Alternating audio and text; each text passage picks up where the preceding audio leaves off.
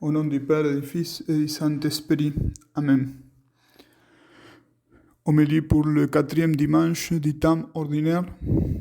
L'évangile de ce dimanche nous présente ce que nous pouvons considérer comme les projets moraux de Jésus-Christ, son plan pour chacun d'entre nous.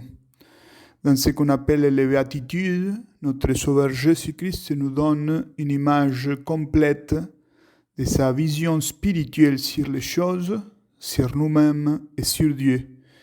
Et nous pouvons donc dire que dans ces 8 grands principes, nous trouvons les critères nécessaires pour savoir comment nous devons agir dans chaque situation de notre vie, si nous voulons nous considérer comme des vrais disciples du Christ.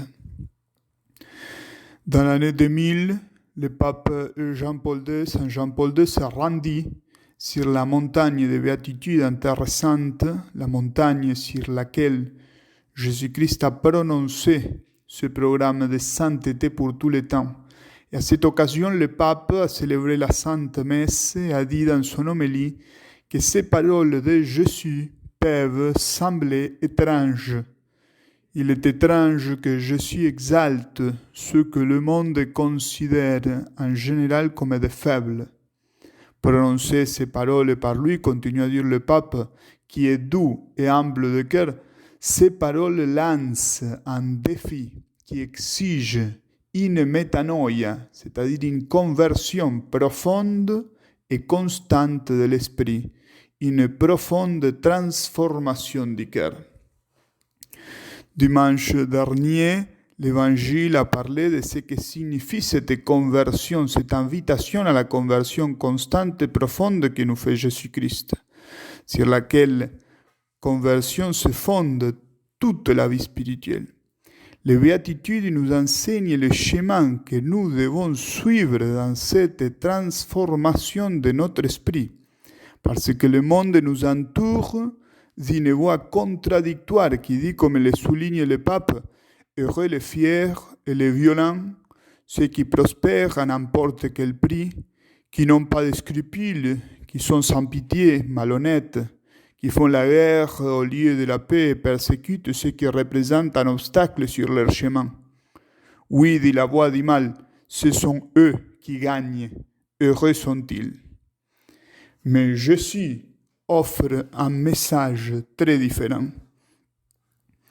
Nous avons également écouté le dimanche dernier que la conversion et la suite du Christ sont soutenues par son appel et que cet appel ne peut nous laisser indifférents, mais nous pousse, comme a poussé les apôtres, toujours à prendre parti.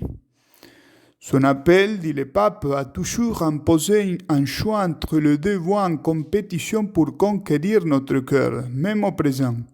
Le choix entre le bien et le mal, entre la vie et la mort. Placer notre confiance en Jésus signifie choisir de croire en ce qu'il dit, indépendamment de combien cela peut sembler étrange, et choisir de ne pas céder aux espoirs illusoires aussi attrayant, semble-t-il. Après tout, dit le pape, Jésus ne proclame pas seulement les béatitudes. Il vit les béatitudes. Il est les béatitudes.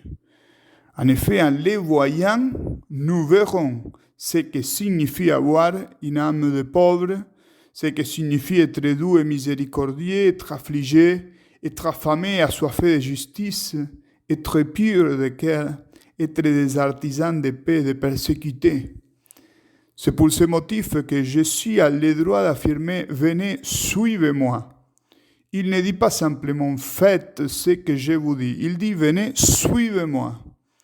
Nous écoutons sa voix, nous croyons ce qu'il dit. Toutefois, comme les premiers disciples sur la mer de Galilée, nous devons abandonner nos barques et nos filets. Et cela n'est jamais facile, en particulier lorsque nous devons affronter un avenir incertain et que nous sommes tentés de perdre confiance dans notre patrimoine chrétien. Être de bons chrétiens peut sembler une entreprise au-dessus de nos forces dans le monde d'aujourd'hui. Toutefois, Jésus ne reste pas immobile et ne nous laisse pas seuls pour affronter ce défi. Et il va conclure le pape en disant, il est toujours avec nous pour transformer notre faiblesse en force. Croyons-le lorsqu'il nous dit, ma grâce te suffit, car la puissance se déploie dans la faiblesse. Que la Vierge Marie nous obtienne la grâce de pouvoir vivre cet esprit que c'est l'esprit de Jésus-Christ, c'est l'esprit des chrétiens, l'esprit de béatitude. Au nom du Père et du Fils et du Saint-Esprit. Amen.